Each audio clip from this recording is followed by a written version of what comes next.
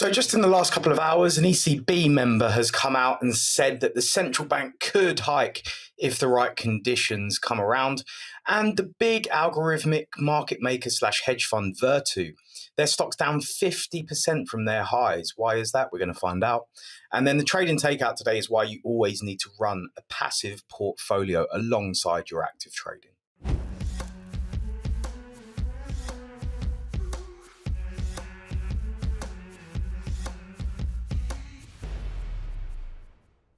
Now, the only way you can get the best trading insights, education, and analysis each day is if you're here every day. So hit subscribe so you can get your daily trading edge. So yes, the only real standout piece of news from this morning, Isabel Schnabel says that if risks materialize and further rate hikes may be necessary at some point.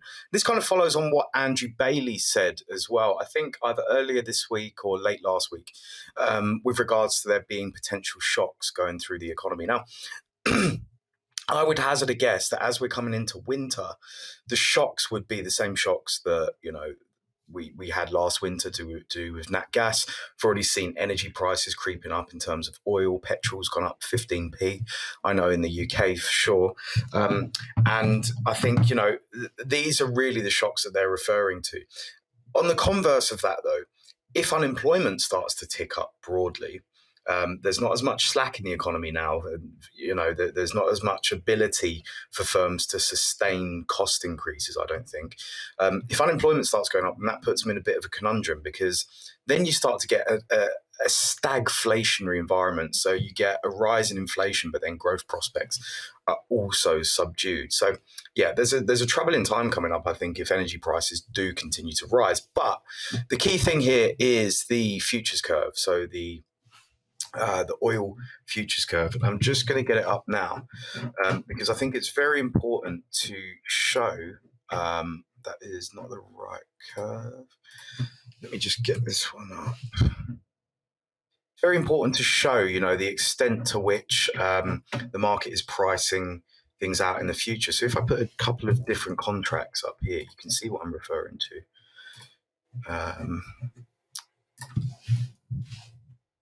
And it will make sense, I promise. So if we put the Jan contract up as well.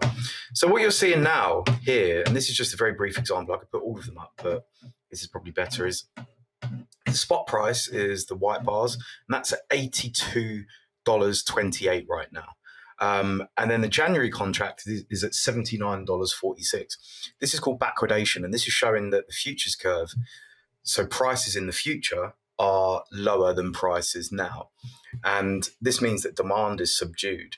So the risks that they're seeing to inflation might also be negated by flattening demand.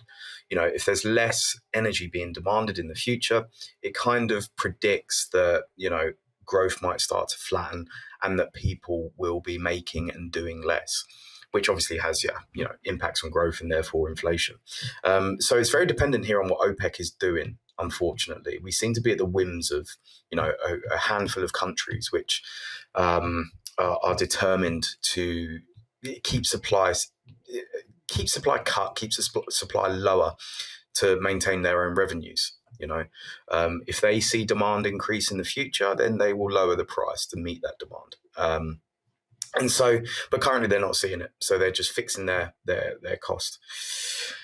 And so this is probably where they're looking at things and saying, this is the biggest risk. But personally, I think the demand situation is not going to be great. And so I don't really see the inflation risks materializing perhaps to the extent that a lot of the central bankers are thinking, which for currency pairs, in my view, means that anything outside of the dollar is probably bearish. I think we're going into a very bullish dollar regime, and I wouldn't be surprised to see some sort of melt your face off type of moves in the dollar, to be quite honest with you. Big algorithmic market maker slash hedge fund Virtu, which is famous for not having. Actually, they did have one losing day in 5 years, from about 2009 to 2014. Their stock price is down about 50% since the 2022 high.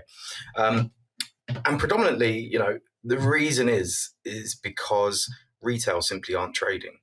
volumes are down generally, but a massive part of these algorithmic market makers' business is from retail traders. And what they do is they buy flow. It's called payment for order flow. It's not legal in the UK and it's getting outlawed in Europe, I believe. But in the US, it's still very much legal. And what they do is they buy the flow of retail clients because they consider you guys to be uninformed. So you're uninformed investors. And then this allows them then to quote tighter spreads basically for other market participants.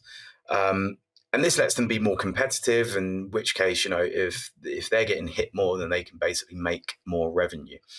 So that's the whole goal of payment for order flow. Now, because they've got hit from dampened volumes, they're obviously not making as much money. And so this is the real issue here with these algorithmic market makers, is that they're very, very dependent on a lowering interest rate environment, because obviously lower interest rates provides incentive to go crazy with trading and investing. So we saw that over 2021 and 2020 naturally. But that's the story here, and it's kind of interesting because it shows you how important retail still is, maybe from a bit of a demerit perspective, maybe from a bad perspective. But these guys are, heavily focusing on what retail clients are doing, purely because it lets them do their job far, far easier. So their core business is, of course, making markets for larger tickets. But the information that they can glean from retail traders is quite a lot. They get quite a lot, and it's a core factor in their models. So yeah, they buy this flow. They then make a market tighter than what they could have done without that flow, because they've got new information, and then they're able to provide better conditions to their larger trading clients, I guess. So yeah, very interesting business model, but they've been absolutely whacked. It's a very interest rate sensitive environment as well. So there's naturally opportunity. So, I guess the next time that interest rates come down, you could probably make an argument that Virtu could be a bullish case study.